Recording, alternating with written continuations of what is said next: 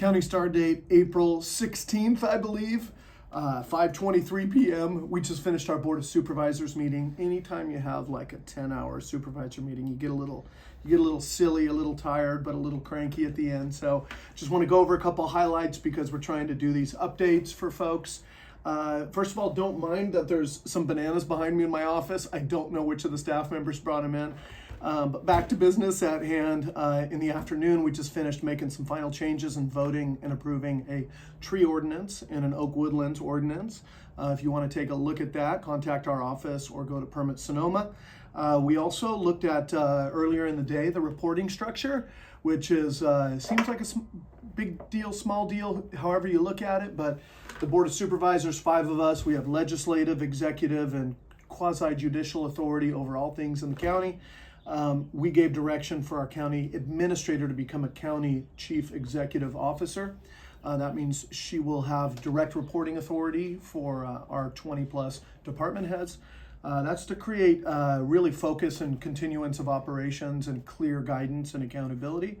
Other thing, it's been in the news a little bit, the contractor that has been providing services at our homeless or interim housing sites, DEMA. We really had a big review of those housing sites and a lot of look at the recent audit and how that was reported and what we need to do to improve checks and balances. So I'm sure there'll be some articles written about that. Stay tuned, pay attention. Anybody who contracts with us as a county or any work we do, since it's in the public sphere, it has to meet the high standard of transparency and accountability. And I'm a huge champion and fan of that. So it was a good meeting. Last thing is that we had this great opportunity to put some money towards the Native American Arts Festival. That's going to be starting with an event, and we'll probably put the date and the information in mid-May.